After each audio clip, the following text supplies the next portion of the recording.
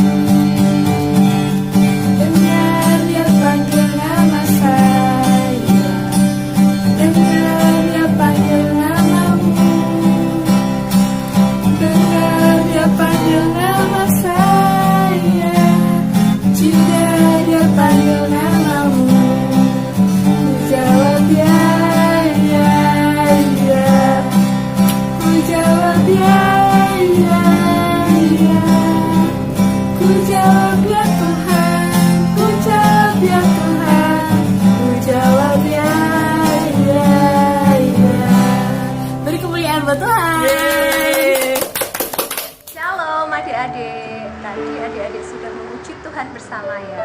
Sekarang kita akan mendengarkan firman Tuhan yuk. Mbak Ninda akan bercerita tentang kisah Stefanus. Siapa yang pernah dengar cerita tentang Stefanus? Yuk kita simak cerita yang berikut ini. Stefanus, murid yang dikasihi Tuhan, ia banyak melakukan mujizat dan melayani orang miskin. Karena itu tampillah beberapa orang Yahudi yang tidak percaya akan kebangkitan Mereka ingin berdebat dengan Stefanus. Namun mereka tidak sanggup melawan hikmat dan Roh Kudus yang menyertai Stefanus. Karena tidak sanggup berdebat dengan Stefanus, orang Yahudi ini menghasut orang lain dan menuduh Stefanus. Stefanus pun ditangkap dan dibawa ke mahkamah agama. Di mahkamah agama, Stefanus pun kembali dituduh. Stefanus pun dituduh oleh orang-orang itu.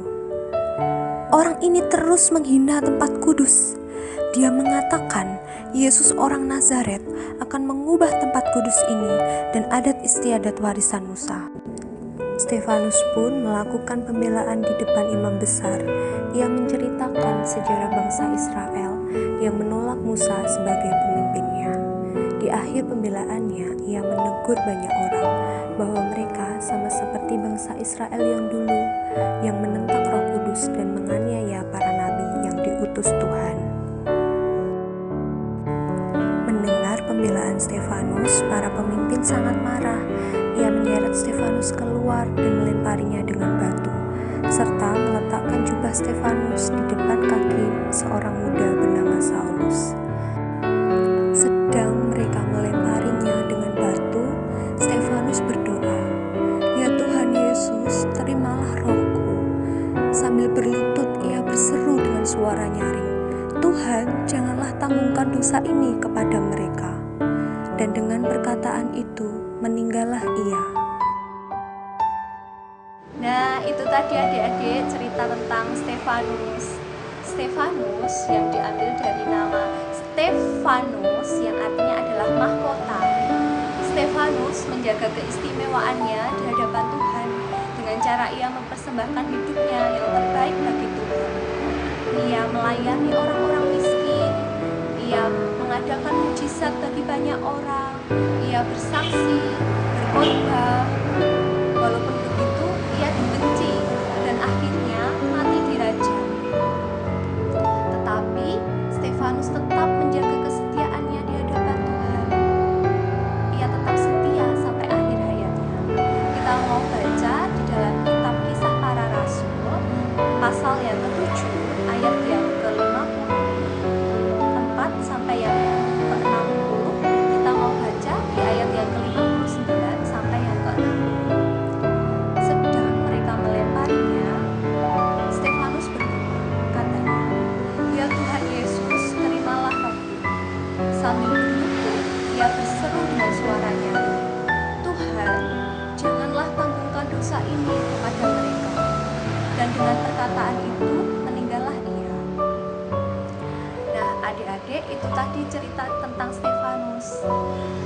Ia mempersembahkan hidupnya kepada Tuhan. Lalu, bagaimana adik-adik mempersembahkan hidup kepada Tuhan? Yaitu dengan melayani sesama, melayani keluarga, melayani masyarakat, hingga hidup kita bisa menjadi saksi dan orang-orang di sekitar kita melihat bahwa hidup kita menjadi persembahan yang hidup dan berkenan di hadapan Tuhan. Selamat melayani Tuhan Yesus adik-adik. Tuhan Yesus memberkati. Mendengarkan firman Tuhan, saat ini kita masuk ke aktivitas ya. Nah, saat ini kita mau buat sesuatu nih. Kira-kira apa ya? Kita mau buat celengan. Nah, celengan ini biasanya kita gunakan untuk menyimpan uang, untuk kita menabung. Tapi kali ini kita mau menyimpan uang di dalam celengan ini untuk persembahan ya teman-teman. Jadi setiap minggu selama sekolah minggu online, sekolah minggu lewat handphone ataupun sekolah minggu pakai laptop, kita mau tetap kasih persembahan buat Tuhan. Nanti persembahannya dimasukin ke dalam celengan ini ya teman-teman. Nanti setelah sekolah minggunya normal seperti biasa, uang di dalam celengan ini bisa dimasukkan amplop dan diberikan kepada guru sekolah minggu. Oke, saat ini kita mau bikin celengannya ya. Simak terus ya videonya. Nah, saat ini kita masuk ke bahan-bahan ya teman-teman. Bahan-bahan yang digunakan adalah 1 botol bekas. Ini terserah ya, bisa pakai botol bekas minuman apa aja, kertas lipat, gunting, lem kertas, dan juga ballpoint. Sekarang kita masuk ke cara-caranya ya teman-teman. Pertama kita ambil botol bekasnya dulu ya teman-teman. Ini botolnya terserah kalian mau pakai botol jadi 2 bagian. Kita gunting di tengahnya ini. Kalau misalnya nggak bisa minta tolong mamanya atau papanya ya. Nah, ini jadi dua belah seperti ini. Kita ambil yang bawah aja ya, bagian bawahnya aja. Setelahnya kita buang dulu ini plastik mereknya, kita buang. Jadi nanti seperti ini. Selanjutnya kita mau gambar bolanya dulu ya, buat bentuk celengan seperti ini. Terus kita gambar lingkarannya. Nah, ini udah jadi teman-teman. Ini jadi gambarnya ya, gambar bentuknya tadi. Nah, kita gunting teman-teman. Setelah selesai dalam bentuk lingkaran ini, kita tempel lagi di salah satu bagian terserah seperti ini. Ditempel, kita nempel. Setelahnya kita tempelkan. Warnanya yang sama ya teman-teman lingkarannya. Setelah itu kita mau gunting, tapi di sini guntingnya kita nggak menyesuaikan lingkarannya, tapi kita mau buat lebih besar ini teman-teman. Tadi setelah ditempel dan kita gunting tapi disisain seperti ini ya. Ini kan lingkarannya tadi, ini disisain seperti ini. Nah setelah itu kita mau gunting teman-teman. Jadi dari sisanya ini ketemu ke lingkarannya seperti ini ya. Melingkar ya teman-teman, mengikuti lingkarannya.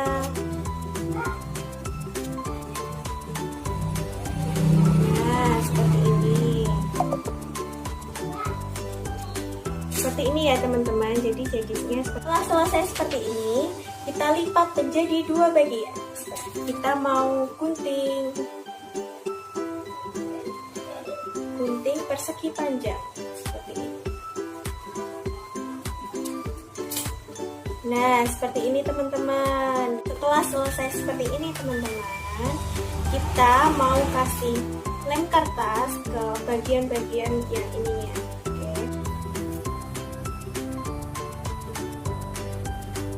Ini ya teman-teman, ini udah dikasih dari semua. Sekarang waktunya kita tempel.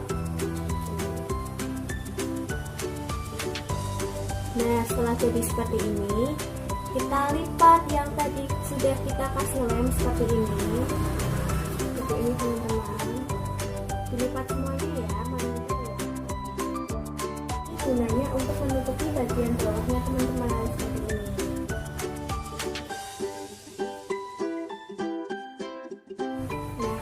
Sudah dilingkari, nanti ujungnya dikasih lem ya teman-teman. Nah ini nggak apa-apa, udah jadi nih seperti ini.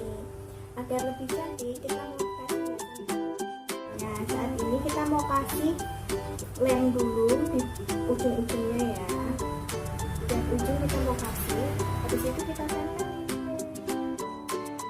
Ini udah hampir jadi nih, kita tinggal menggambar di sini atau boleh ditempel-tempel.